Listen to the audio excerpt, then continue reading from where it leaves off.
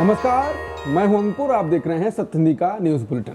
एक नजर डाल लेते हैं अब तक की खबरों पर। ट्रंप के टैरिफ के बीच मोदी सरकार ने कपास के शुल्क मुक्त आयात यानी ड्यूटी फ्री आयात की समय सीमा गुरुवार को 3 महीने के लिए बढ़ाकर 31 दिसंबर तक कर दी है।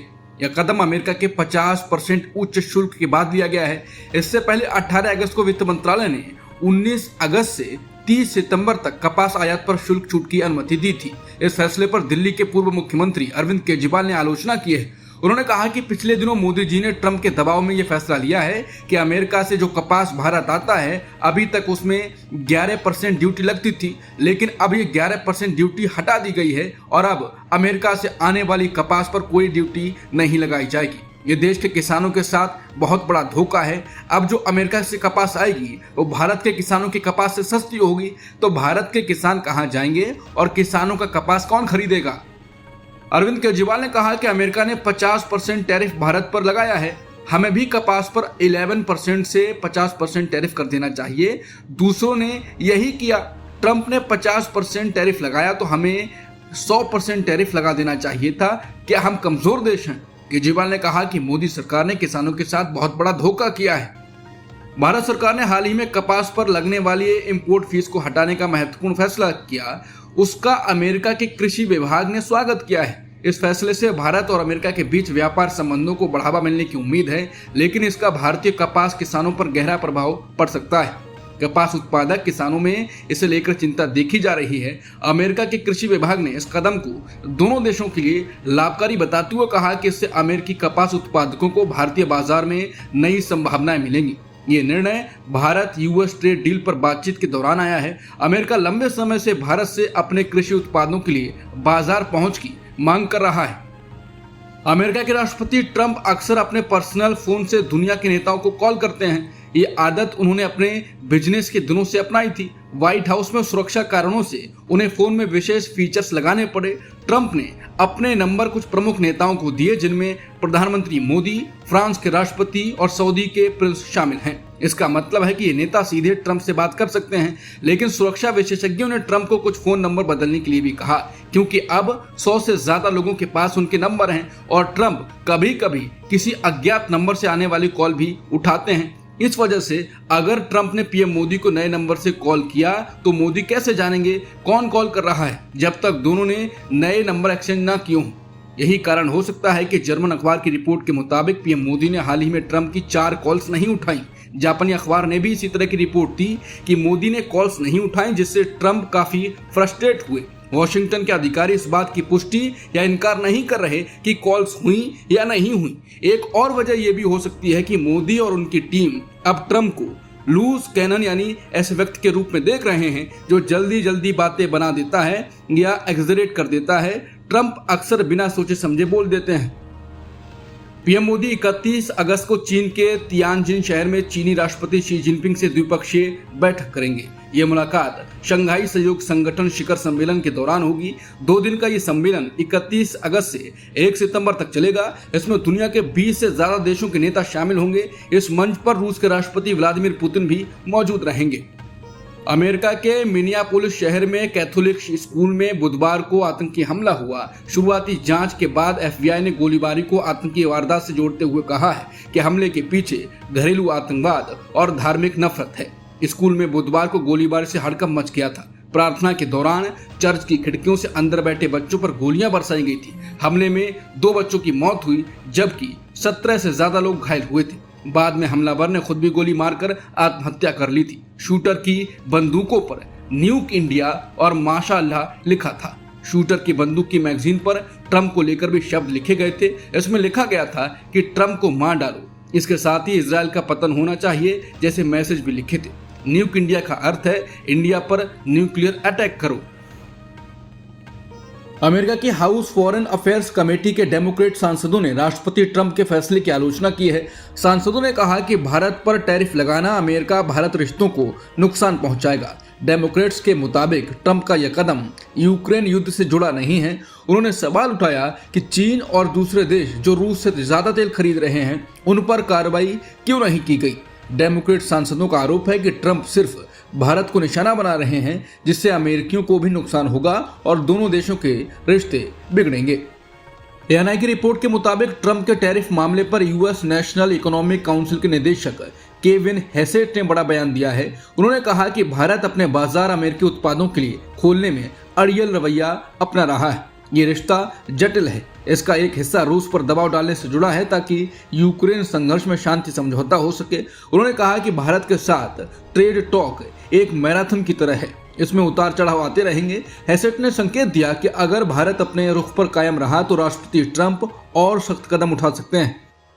अमेरिका के राष्ट्रपति ट्रंप के व्यापार सलाहकार पीटर नवारो ने भारत और प्रधानमंत्री नरेंद्र मोदी पर बड़ा आरोप लगाया है। नवारो ने कहा कि भारत रूस से सस्ता तेल खरीद कर अप्रत्यक्ष तौर पर यूक्रेन युद्ध को बढ़ावा दे रहा है। ब्लूमबर्ग को दिए इंटरव्यू में नवारो ने आरोप लगाया कि मोदी डबल गेम खेल रहे हैं। उनका कहना है कि भारत अगर रूसी तेल खरीदना बंद कर दे तो उसे तुरंत 25% की छूट मिल सकती है, लेकिन भारत रूस से तेल लेना बंद नहीं कर रहा है और यही पैसा रूस अपनी वॉर मशीन यानी युद्ध के लिए इस्तेमाल करता है। नवारो ने यहाँ तक कहा कि अमेरिकी टैक्स पेयर मोदी की जंग फंड कर रहे हैं। नवारो ने यह भी आरोप लगाया कि भारत दुनिया में सबसे ज्यादा टैरिफ लगाता है, लेकिन साफ तौर पर इस सच्चाई से इनकार करता है। उन्होंने कहा कि भारत लोकतांत्रिक देश है, मोदी एक बड़े नेता हैं, फिर भी अमेरिका की आंखों में देखकर कहते हैं कि उनके पास सबसे ज्यादा टैरिफ नहीं है, जबकि हकीकत उल्टी है। नवारो का कहना है कि भारत रूस और चीन के साथ आर्थिक रिश्ते बढ़ाकर वैश्विक स्थिरता को खतरे में डाल रहा है। ऑस्ट्रेलिया के व्यापार मंत्री डॉन फेरेल ट्रंप के टैरिफ के खिलाफ भारत के समर्थन में बोले हैं। उन्होंने कहा कि हम मुक्त और निष्पक्ष व्यापार में विश्वास करते हैं। हम भारत या ऑस्ट्रेलिया पर किसी भी तरह के टैरिफ लगाने के पक्ष में नहीं है। यानी साफ है कि ऑस्ट्रेलिया ट्रंप द्वारा भारत पर लगाए गए टैरिफ का समर्थन नहीं करता है। अमेरिका ने ऑस्ट्रेलिया पर भी बड़े टैक्स लगाए हैं। इस पर ऑस्ट्रेलिया ने कहा है कि हम लगातार अमेरिका से कह रहे हैं ये गलत रास्ता है, यह कदम असल में अमेरिका खुद को नुकसान पहुंचा रहा है। हम इस मुद्दे पर अमेरिका से लड़ाई जारी रखेंगे। अमेरिका ने भारत पर 50% टैक्स लगाया है और इसी बीच आरएसएस प्रमुख मोहन भागवत ने स्वदेशी अपनाने की अपील की है। भागवत ने कहा कि भारत को हर मामले में आत्मनिर्भर बनना चाहिए। स्वदेशी का मतलब दुनिया से रिश्ते तोड़ना नहीं है, बल्कि जरूरत पड़ने पर आपसी सहयोग करना है। अंतर्राष्ट्रीय व्यापार दबाव में नहीं बल्कि आपसी सहमति और बराबरी पर होना चाहिए। भागवत ने उदाहरण भी दिया कि अगर घर पर शिकंजी बन सकती है तो कोका कोला या स्प्राइट क्यों खरीदें।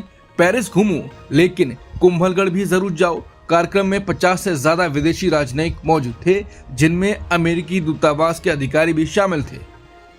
अमेरिका ने भारतीय निर्यात पर 50% अतिरिक्त टैक्स लगा दिया है, लेकिन इसी बीच दोनों देशों ने संकेत दिए हैं कि वो इस मसले को बातचीत से हल करने की कोशिश करेंगे। अमेरिका के ट्रेजरी सेक्रेटरी स्कॉट बेसेंट ने एक टीवी इंटरव्यू में कहा कि आखिरकार हम दोनों साथ आएंगे। भारत दुनिया का सबसे बड़ा लोकतंत्र है और अमेरिका सबसे बड़ी अर्थव्यवस्था। इसके थोड़ी ही देर बाद भारत सरकार के अधिकारियों ने भी कहा कि भारत और अमेरिका के बीच लंबे समय से मजबूत रिश्ते हैं। दोनों पक्ष इस मुद्दे का हल निकालना चाहते हैं। बातचीत के दरवाजे खुले हुए हैं, यानी टकराव के बीच दोनों देशों ने साफ कर दिया है कि संवाद जारी रहेगा और समाधान की कोशिश होगी। ट्रंप प्रशासन ने बुधवार को नया प्रस्ताव रखा है, जिसके तहत छात्रों सांस्कृतिक आदान प्रदान कार्यक्रम के तहत आने वालों और मीडिया से जुड़े लोगों के वीजा की अवधि कम कर दी जाएगी। अब अंतर्राष्ट्रीय छात्रों को मिलने वाला F वीजा और एक्सचेंज प्रोग्राम वालों का J वीजा अधिकतम 4 साल तक ही होगा। पत्रकारों को मिलने वाला वीजा अब सिर्फ 240 दिन तक ही चलेगा। खास तौर पर चीन के पत्रकारों के लिए यह सीमा और कम करके 90 दिन तय कर दी गई है। वीजा धारक चाहेंगे तो आगे बढ़ाने के लिए आवेदन कर सकेंगे। अमेरिकी आंकड़ों के मुताबिक 2024 में अमेरिका में करीब 16 लाख विदेशी छात्र F वीजा पर पढ़ रहे थे। वहीं करीब 3.5 लाख लोग एक्सचेंज प्रोग्राम पर और 13,000 पत्रकार वीजा पर अमेरिका गए थे। यह कदम राष्ट्रपति ट्रंप के कड़े इमिग्रेशन नियमों की नीति का हिस्सा माना जा रहा है। भारत सरकार ने चीन से प्रत्यक्ष विदेशी निवेश और आयात प्रतिबंधों पर अपनी नीतियों में पुनर्विचार की संभावना जताई है। ये बयान एक वरिष्ठ सरकारी अधिकारी ने economic times world leaders forum 2025 के दौरान दिया।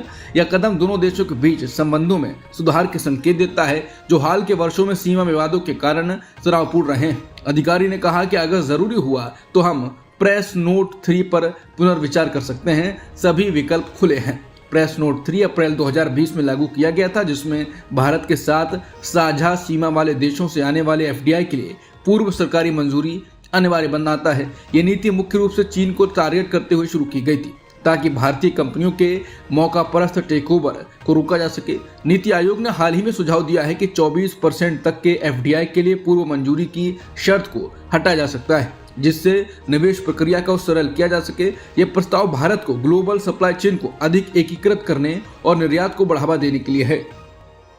बिहार में अपनी वोट अधिकार रैली के दौरान कांग्रेस नेता राहुल गांधी आज सीतामढ़ी के जानकी मंदिर पहुंचे। इस यात्रा के 12वें दिन राहुल गांधी ने तेजस्वी यादव और पप्पू यादव के साथ जानकी मंदिर में पूजा अर्चना की। बता दें कि राहुल गांधी ने एक दिन पहले ही जानकी मंदिर में दर्शन करने की इच्छा जाहिर की थी, लेकिन प्रशासन ने सुरक्षा कारणों से उन्हें अनुमति नहीं दी थी। बाद में सही रूट तय कर उन्हें दर्शन की अनुमति मिली। बिहार विधानसभा चुनाव की तारीखें आने में कुछ दिन ही बाकी हैं। उससे पहले एनडीए गठबंधन में सीट शेयरिंग की पिक्चर साफ हो गई है। सीएम नीतीश कुमार के दिल्ली दौरे के दौरान गठबंधन दलों के बीच सीटों के साझा समीकरण पर अंतिम सहमति बन गई है। मिली जानकारी के मुताबिक बिहार में बीजेपी ने नीतीश कुमार का पूरा ख्याल रखते हुए उन्हें बड़े भैया की भूमिका में रखते हुए उनकी पार्टी जेडीयू को 102 और बीजेपी 101 सीटों पर चुनाव लड़ेगी। चिराग पासवान की लोक जनशक्ति पार्टी रामविलास यानी एलजेपीआर को 20, जीतन राम मांझी की हिंदुस्तान आवाम मोर्चा और उपेंद्र कुशवाहा के राष्ट्रीय लोक मोर्चा को 10-10 सीटें मिली हैं। हालांकि सीटों के बंटवारे को लेकर आधिकारिक घोषणा नहीं की गई है। ये खबर दैनिक भास्कर ने दी है। बिहार में जैश ए मोहम्मद के 3 आतंकियों के पहुंचने की जानकारी मिली। ये आतंकी पाकिस्तान से पहले नेपाल आए थे और इसके बाद भारत में घुसे हैं। भारतीय सेना ने गुरुवार जम्मू कश्मीर में 2 आतंकियों को ढेर कर दिया था, लेकिन अब बिहार में आतंकी पहुंच गए हैं। इसको लेकर पुलिस ने हाई अलर्ट भी जारी कर दिया है। कहा जा रहा है कि क्या पाकिस्तान ने एक बार फिर भारत के खिलाफ बड़ी साजिश करने की कोशिश की है। जैश के 3 आतंकियों के नाम भी सामने आ गए हैं। हसनैन अली रावलपिंडी का रहने वाला है, वहीं आदिल हुसैन उमरकोट का रहने वाला है। मोहम्मद उस्मान बहावलपुर का निवासी है। पाकिस्तान ने अफगानिस्तान के खोस्त और नंगरहर प्रांतों में हवाई हमले किए हैं। बताया जा रहा है कि इन हमलों में बच्चे समेत 6 लोगों की मौत हो गई, जबकि कई लोग घायल हुए। ये कार्रवाई डूरंड लाइन के पास की गई, जहां से पाकिस्तान को आतंकी घुसपैठ की आशंका रहती है। पाकिस्तानी सुरक्षा सूत्रों का कहना है कि हवाई हमलों को निशाना तहरीके तालिबान पाकिस्तान और हाफिज गुल बहादुर समूह थे। ये दोनों गुट खैबर पख्तूनख्वा और सीमा से लगे इलाकों में सक्रिय हैं। भारत आने वाले सालों में दुनिया की दूसरी सबसे बड़ी अर्थव्यवस्था बन सकता है। EY की एक रिपोर्ट के मुताबिक खरीद क्षमता यानी PPP यानी परचेजिंग पावर पैरिटी के आधार पर भारत का GDP साल 2038 तक 34.2 ट्रिलियन डॉलर तक पहुंच सकता है। यह अनुमान IMF की प्रोजेक्शन पर आधारित है। जम्मू कश्मीर के गुरेज सेक्टर में भारतीय सेना और स्थानीय पुलिस की आतंकियों के साथ मुठभेड़ हुई। जवानों ने 2 आतंकियों को मार गिराया। भारतीय सेना ने एक्स पर बताया कि उन्हें आतंकियों की घुसपैठ की खुफिया जानकारी मिली थी। अब तक की खबरों में इतना ही। बाकी खबरों के लिए बने रहिए सत्य हिंदी के साथ।